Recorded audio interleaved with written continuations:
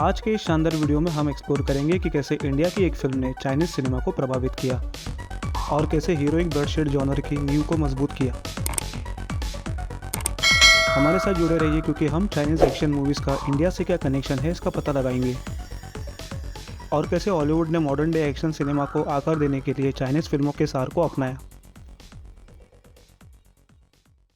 Indian cinema के प्रभाव को वास्तव में समझने के लिए हमें सबसे पहले उस दौर को समझना होगा जिसने एंग्री यंग मैन को जन्म दिया, जो बॉलीवुड का एक अभिन्न अंग बन गया।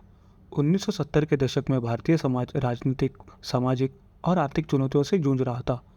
देश भ्रष्टाचार, असमानता और राजनीतिक विरोध के साथ कई चुनौतियों का सामना कर रहा था। इस बैकड्रॉप ने एक नए प्रकार के नायक यानी हीरो के लिए मंच तैयार किया। एक ऐसा नायक जो अन्याय और भ्रष्टाचार के खिलाफ लड़ने के लिए जनता के बीच से उभरता है। यही वो दौर था जब दीवार जैसी आइकॉनिक फिल्में उभरी, जिसमें सदी के महानायक अमिताभ बच्चन ने आम आदमी के संघर्षों के प्रतीक विजय का किरदार निभाया। दीवार फिल्म को यश चोपड़ा ने डायरेक्ट किया और सलीम जावेद ने लिखा था। दीवार कहानी है दो भाइयों की जो अपने परिवार को अपने पिता के गलत आदर्शवाद से धोखा देने के बाद बॉम्बे के स्लम्स में जिंदा रहने के लिए संघर्ष करते हैं और बाद में खुद को एक दूसरे के विरोध में पाते हैं। फिल्म का टाइटल दीवार वो दीवार है जो सामाजिक राजनीतिक उथल पुथल के दौर में किस्मत और हालातों से अलग होकर दो भाइयों के बीच उभरी है। फिल्म ने आम आदमी के संघर्ष, समाज के निचले हिस्से और उनके सामने आने वाली रोज़मर्रा की नैतिक दुविधाओं को खूबसूरती से दर्शाया है। दीवार ने न सिर्फ इंडियन सिनेमा में धूम मचाई बल्कि एंग्री यंग मैन की शख्सियत की बुनियाद भी रखी। विजय का कैरेक्टर उन ऑडियंस के साथ रिलेट कर गया जो एक ऐसे नायक के लिए तरस रहे थे जो उनकी मायूसी और उमंगों को रिप्रेजेंट करे। दीवार की सक्सेस ने एक्शन ओरिएंटेड फिल्मों की एक नई लहर का रास्ता मजबूत किया और सामाजिक न्याय के थीम्स को एक्सप्लोर किया। दीवार का असर सिर्फ हिंदी सिनेमा तक ही सीमित नहीं था। फिल्म की रियलिस्टिक कहानी और दमदार किरदारों ने देश भर के दर्शकों को प्रभावित किया। आगे जाकर दीवार को कई भाषाओं में रीमेक किया गया। इतना ही नहीं, दीवार ने इंटरनेशनल लेवल पर भी अपना सफ़र को जारी रखा और फारसी और तुर्किश में भी फिल्म को रीमेक किया गया। इन रीमेक्स ने न सिर्फ इंडियन फिल्म इंडस्ट्री के अंदर दीवार के असर को मजबूत किया बल्कि इसके थीम्स और किरदारों की यूनिवर्सल अपील को भी शोकेस किया। हांगकांग के सबसे बड़े प्रोडक्शन हाउस शॉ ब्रदर्स ने दीवार के राइट्स खरीदे और इसे टॉनी ल्यू और डैनी ली के साथ द ब्रदर्स नाम से 1979 में चाइनीज में रीमेक किया गया। द ब्रदर्स दीवार फिल्म का सीन टू सीन रीमेक थी और यहाँ तक कि कुछ पॉपुलर डायलॉग्स को हिंदी से कैंटोनीज भाषा में डायरेक्ट ट्रांसलेट किया गया। भाईचारे, सामाजिक विभाजन और आम आदमी के संघर्ष के इस थीम ने चाइनीज ऑडियंस को भी प्रभावित किया। दीवार का प्रभाव कई चाइनीज फिल्मों में देखा जा सकता है जो इसी तरह के थीम्स और नैरेटिव को एक्सप्लोर करती है। 80 के दशक में ईस्टर्न हीरोज मैगजीन के एडिटर रिक बेकर ने एक्शन सिनेमा में रिवॉल्यूशन लाने वाली इस उभरते जॉनर को हीरोइक ब्लडशेड से डिस्क्राइब किया। ये हांगकांग की एक्शन फिल्मों का एक ग्रुप था जिसने कुंग-फू के पारंपरिक हथियारों को गन्स और बम धमाकों से बदल दिया। दीवार और द ब्रदर्स की सक्सेस से प्रेरित होकर चाइनीज फिल्म मेकर्स ने अपनी खुद की सिनेमैटिक स्टाइल बनाई और इस तरह हीरोइक ब्लडशेड का जन्म हुआ, जिसने एक्शन सिनेमा के भविष्य को हमेशा के लिए बदल दिया, जिसमें स्टाइलिश एक्शन सीक्वेंस, नैतिक रूप से कॉन्फ्लिक्टेड कैरेक्टर्स, ऑनर और वफादारी की थीम्स शामिल है। इस जॉनर ने चाइनीज सिनेमा में बहुत पॉपुलैरिटी बटोरी और ऐसे ही प्रभावशाली फिल्मों के लिए मंच तैयार किया जिसने पूरे एशिया में दर्शकों को आकर्षित किया। जैसे ही हीरोइक ब्लडशेड जॉनर ने जोर पकड़ा, वैसे ही विजनरी डायरेक्टर्स का एक ग्रुप उभर कर आया जिसमें लेजेंडरी डायरेक्टर्स जॉन वू, सुई हाक, रिंगो लैम का नाम सबसे ऊपर आता है, जिन्होंने अपनी यूनिक सिनेमैटिक सेंसिबिलिटी से एक्शन फिल्म मेकिंग की सीमाओं को आगे बढ़ाया। हीरोइक ब्लडशेड के डेवलपमेंट में सबसे ज़रूरी डायरेक्टर्स में से एक जॉन वू थे। उनकी फिल्म्स जैसे अ बेटर टुमारो और हार्ड बॉइल्ड में इंटेंस गन प्ले, शानदार एक्शन कोरियोग्राफी, मेलोड्रामा और रियलिज्म का एक यूनिक ब्लेंड दिखा। जॉन वू के खास स्टाइल ने दर्शकों के दिलों को छू लिया, जिससे वो चाइनीज सिनेमा में सबसे आगे हो गए।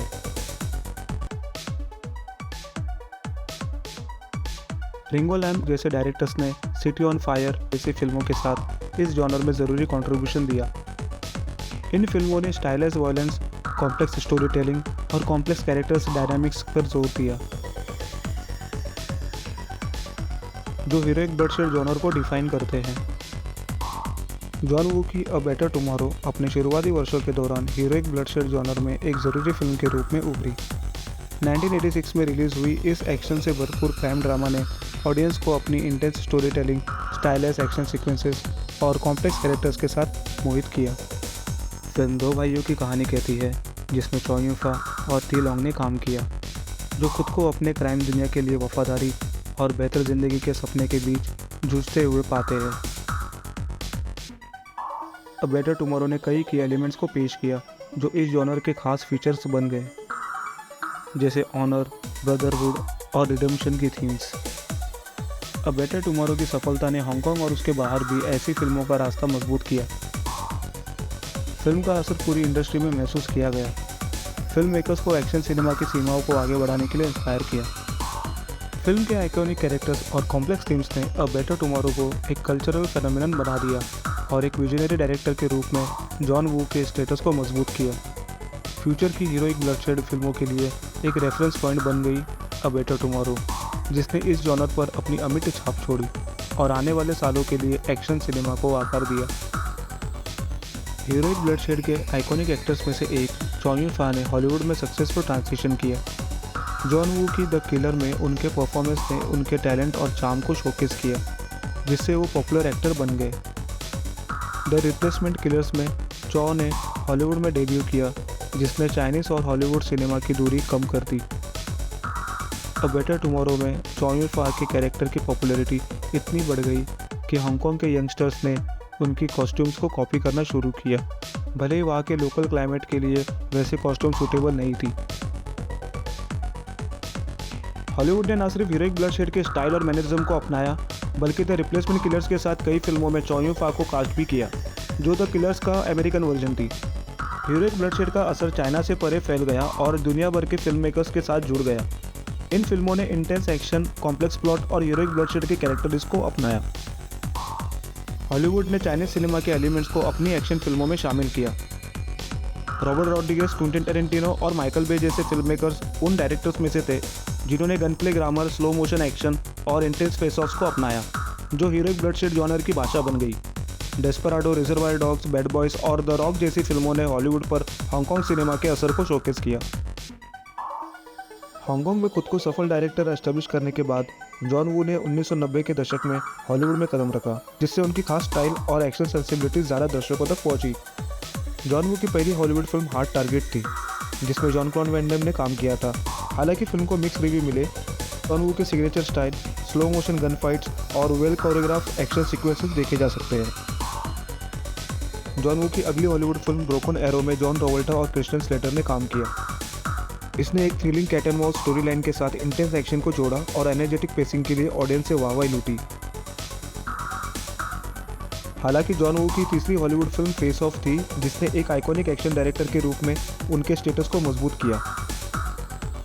जॉन ट्रैवोल्टा और निकोलस केज अभिनीत इस फिल्म का प्रीमाइस था, जहां दो एक्टर्स ने ऐसे किरदार निभाए थे जिन्होंने चेहरे की अदला बदली की थी। फेस ऑफ को इसकी imaginative story telling, intense performance और होश उड़ाने वाले एक्शन सीक्वेंस के लिए सराहा गया। जॉन वू ने मिशन इम्पॉसिबल 2 जैसी फिल्मों के साथ हॉलीवुड में अपनी पहचान बनाना जारी रखा, जहां उन्होंने अपने ट्रेडमार्क स्टाइल को पॉपुलर फ्रेंचाइजी में शामिल किया। ईस्टर्न और वेस्टर्न सिनेमैटिक स्टाइल के अपने यूनिक ब्लेंड के साथ जॉन वू ने मिशन इम्पॉसिबल 2 को थ्रिलिंग एडवेंचर में बदल दिया, जिसने दुनिया भर के दर्शकों को मोहित किया। हॉलीवुड के सुपरस्टार टॉम क्रूज के साथ उनके कोलैबोरेशन से हैरत अंगेज विजुअल्स और रोंगटे खड़े कर देने वाले सिनेमैटिक एक्सपीरियंस हुआ, जिसने जॉन वू के स्टेटस को एक्शन सिनेमा के मास्टर के रूप में और मजबूत किया।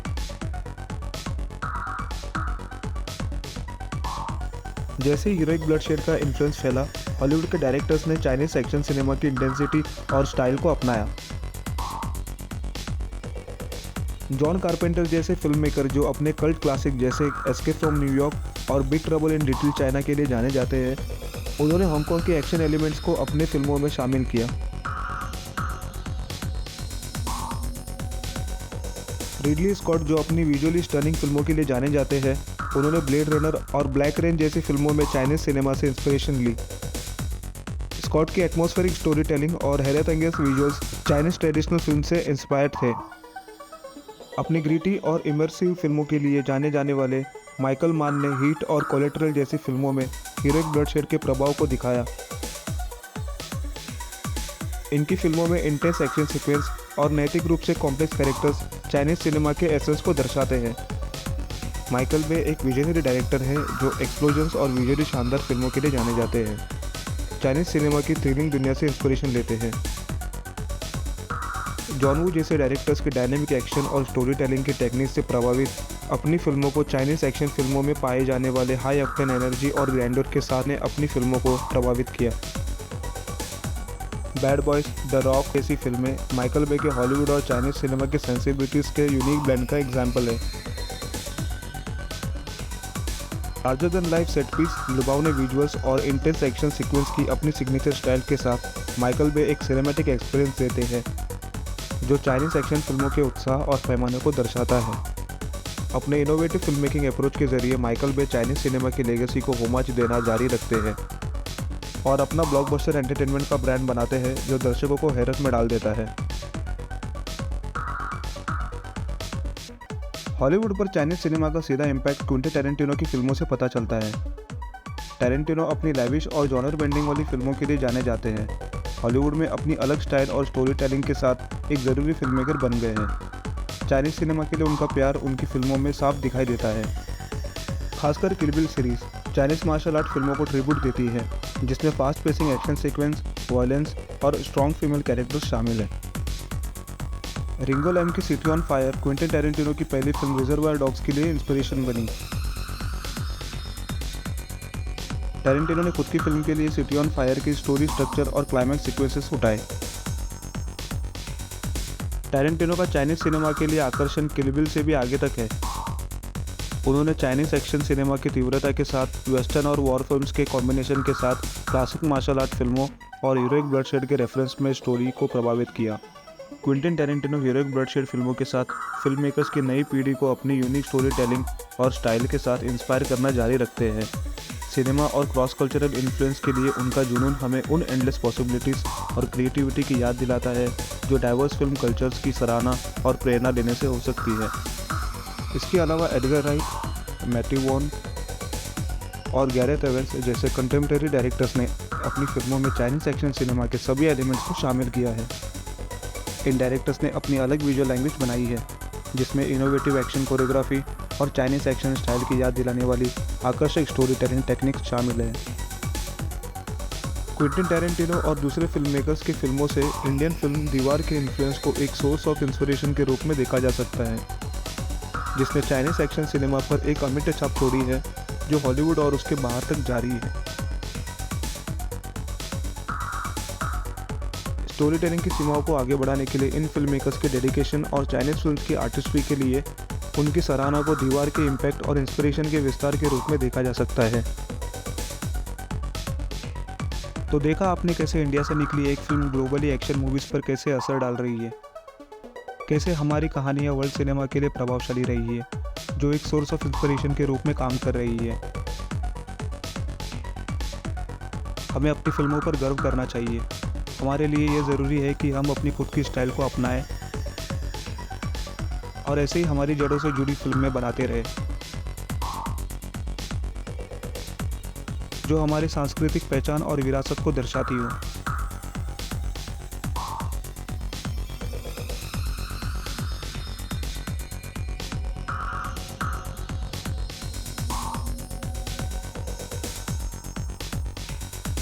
जब जब हमने हमारी कहानी बताई है तब तब दुनिया ने हमारी फिल्मों की सराहना की है। आज के लिए इतना ही, फिर मिलते हैं किसी और टॉपिक पर चर्चा करने के लिए।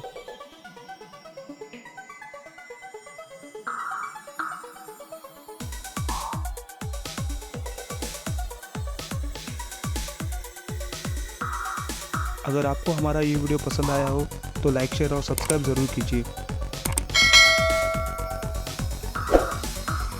कमेंट करके बताइए आप आगे किस टॉपिक पर वीडियो देखना चाहते हैं।